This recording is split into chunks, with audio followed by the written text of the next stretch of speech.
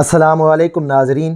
خلافت عثمانیہ کا دور ہماری اسلامی تاریخ کا وہ سنہری زمانہ ہے جو ہمیں یہ یقین دلاتا ہے کہ مسلمان ایک مرتبہ پھر ساری دنیا پر حکمرانی کر سکتے ہیں۔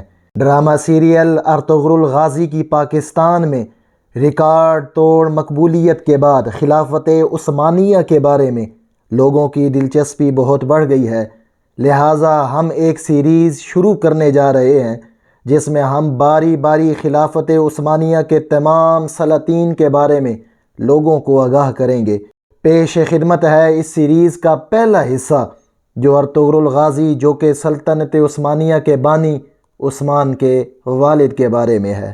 یہ 13ویں صدی عیسوی کا آغاز تھا جب دنیا کو تاتاری فتنے کا سامنا کرنا پڑا جس کی قیادت چنگیز خان نامی ایک سفاک شخص کر رہا تھا، جس نے اپنی جواں مردی اور خوئے ستم کے بدولت دنیا پر ایک دھاک بٹھا رکھی تھی۔ ایسے سفاک زمانے میں چرواہوں کے ایک قبیلے نے اپنے سردار سلیمان شاہ کی قیادت میں ہجرت کر کے موجودہ ترکی کو اپنا مسکن بنا لیا، جہاں سلجوق خاندان کے حکمران سلطان علاء الدین کیقوباد کی حکومت تھی، جو خود بھی اس وقت رومی یلغار کی زد میں تھے۔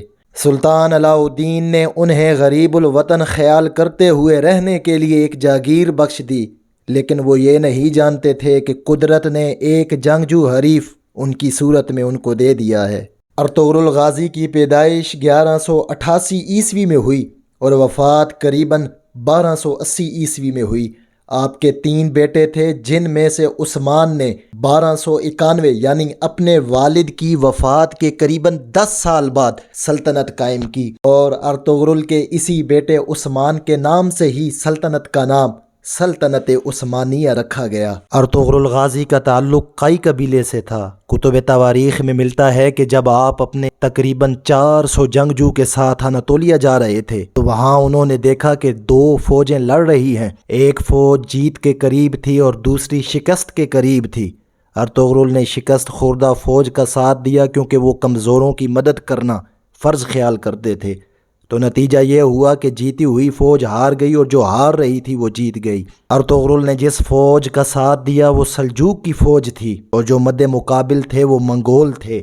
بعض مورخین نے لکھا ہے کہ وہ صلیبی فوج تھی۔ سلطان علاء الدین نے ارطغرل کی اس بہادری کی وجہ سے سوغوت کا علاقہ ان کے سپرد کر دیا اور اپنا سردار اعلیٰ ان کو منتخب کیا، اور آپ نے وہاں ایک مضبوط صلیبی قلعہ فتح کیا جو حلب کے قریب تھا۔ ناظرین، ارطغرل غازی نام ہے اس جواں ہمت شخصیت کا جس نے اپنے کردار و عمل کے ذریعے بیک وقت نہ صرف اپنے عہد کے عیسائیوں بلکہ دامن اسلام کے آستینوں میں چھپے ہوئے غداروں سے بھی جنگ کر کے ان پر فتح پائی۔